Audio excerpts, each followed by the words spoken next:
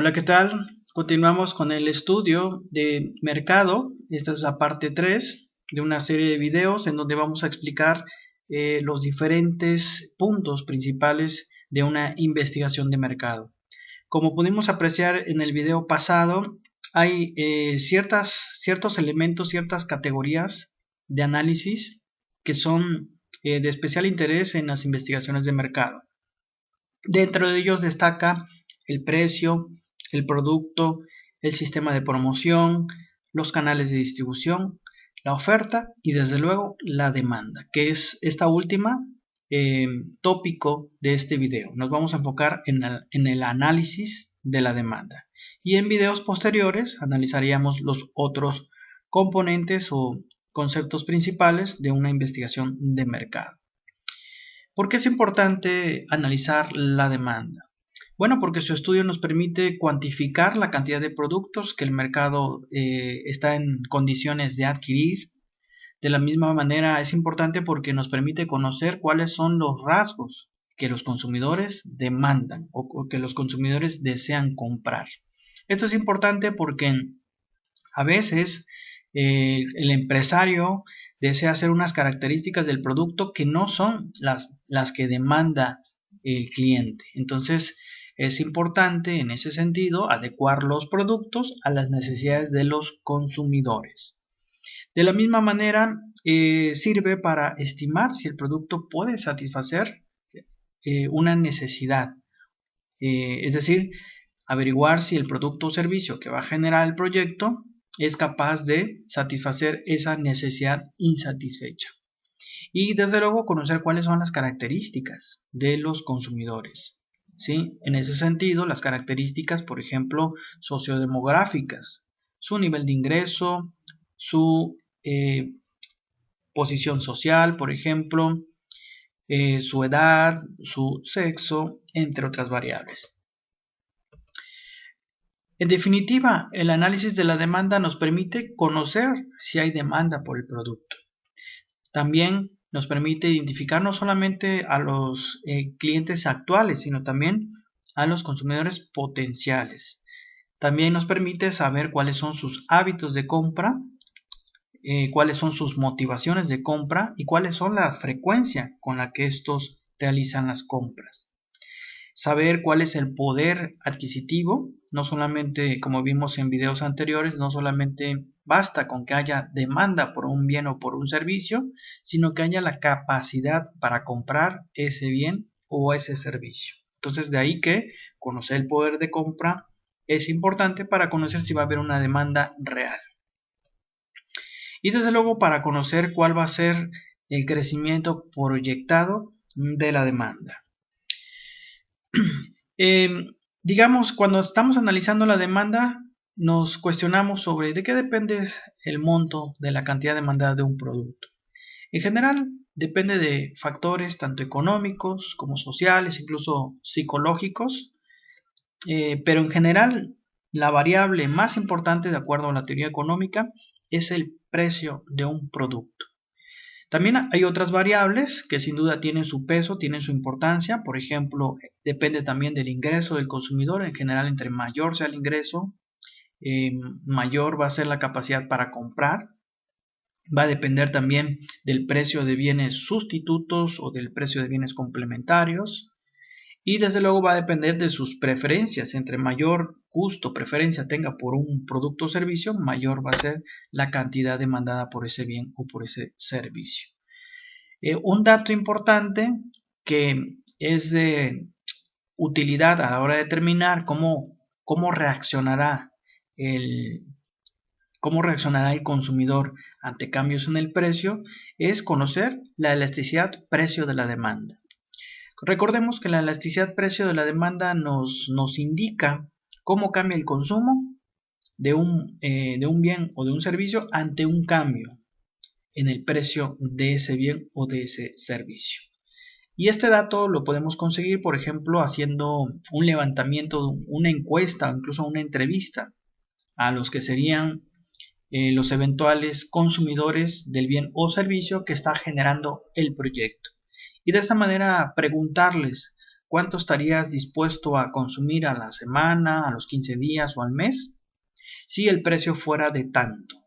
¿Y cuánto estarías dispuesto a consumir si el precio fuera mayor o menor a ese precio?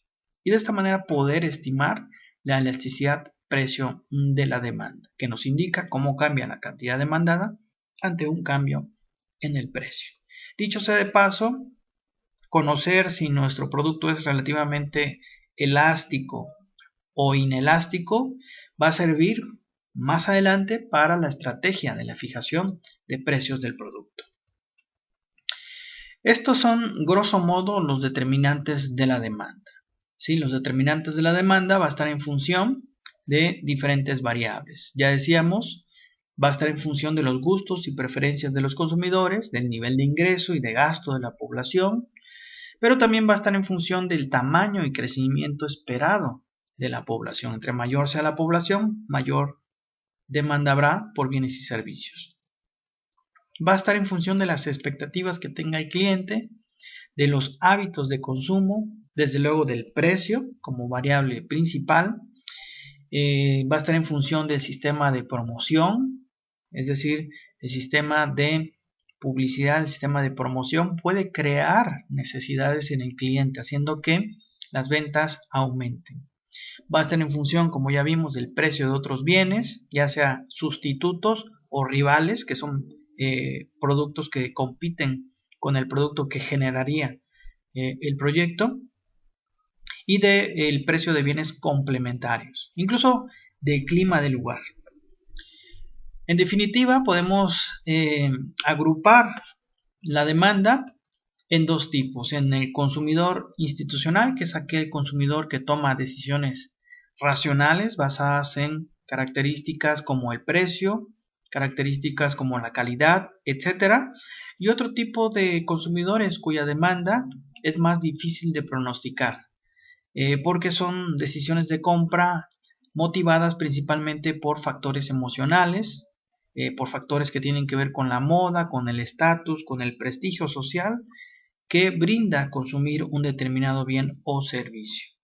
Al mismo tiempo podemos segmentar, como ya habíamos adelantado, podemos segmentar al consumidor según su edad, según su ingreso, según su clase social, etc.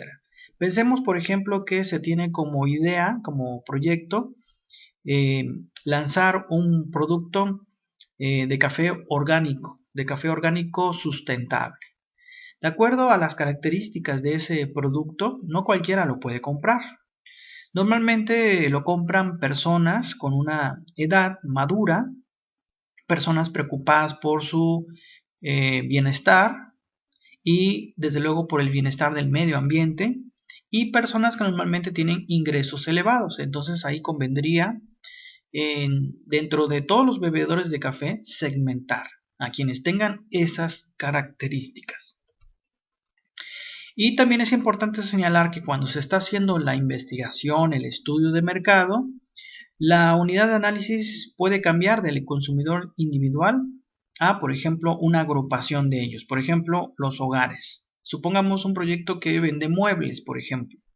Su unidad de análisis principalmente va a ser los hogares.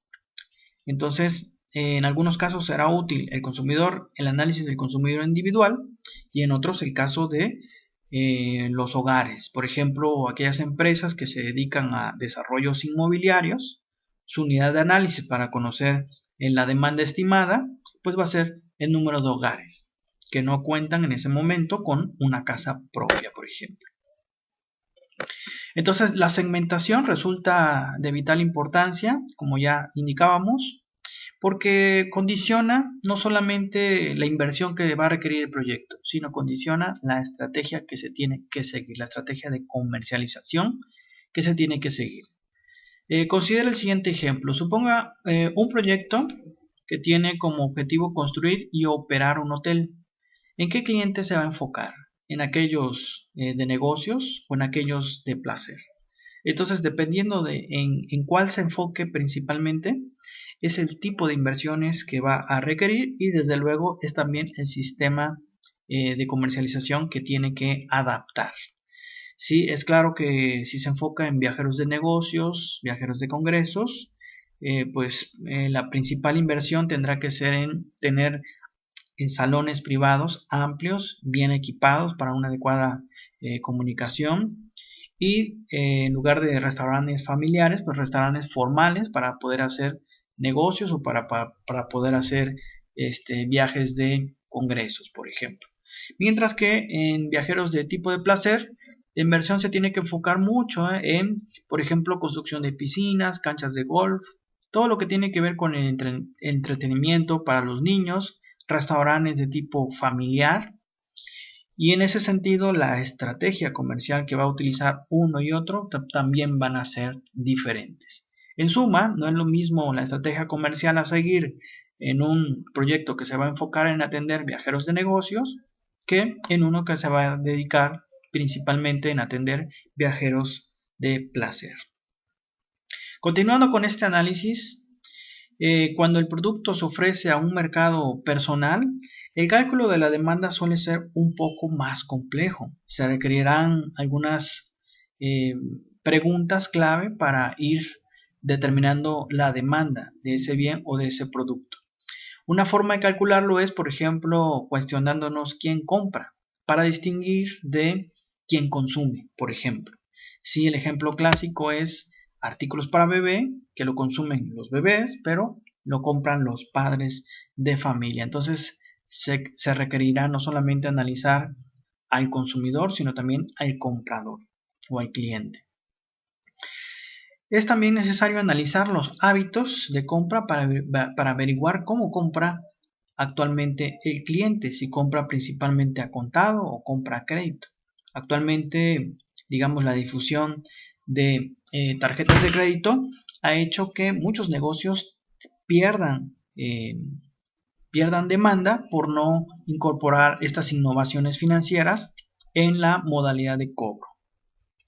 También va a estar en función de averiguar por qué compra, cuáles son las motivaciones que llevan a un determinado consumidor a realizar compras. Y bueno, si hay varios competidores posicionados en ese mercado y se pretende incursionar a ese mercado, se tendrá que averiguar cuál es el grado de lealtad, cuáles o los lugares de venta, qué efectos tiene la promoción y la publicidad en la demanda de ese bien o de ese servicio. Todas estas preguntas se pueden estudiar, se pueden investigar, ya sea con información primaria de primera mano, ya sea que el equipo que vaya a realizar el estudio de mercado levante encuestas, entrevistas, consulta con expertos o haga uso de estadísticas oficiales. Por ejemplo, para conocer el consumo per cápita del café, por ejemplo, puede recurrir al Consejo Mexicano del Café o alguna otra institución pública o privada que maneje ese tipo de datos. Ahora bien, para propósitos de recolectar la información necesaria para evaluar un proyecto, se puede clasificar la demanda según su oportunidad. Esta se clasifica en satisfecha e insatisfecha. Si vamos a incursionar a un mercado que está satisfecho, hay la posibilidad de que esté demasiado saturado. En ese caso será inviable abrir e invertir en ese negocio. Pero puede suceder que esté no saturada y se pueda hacer crecer la demanda con publicidad. También se puede clasificar según su necesidad en un bien básico o en un bien de lujo, un bien suntuario. También podemos clasificar la demanda según su temporalidad como continua o cíclica o estacional.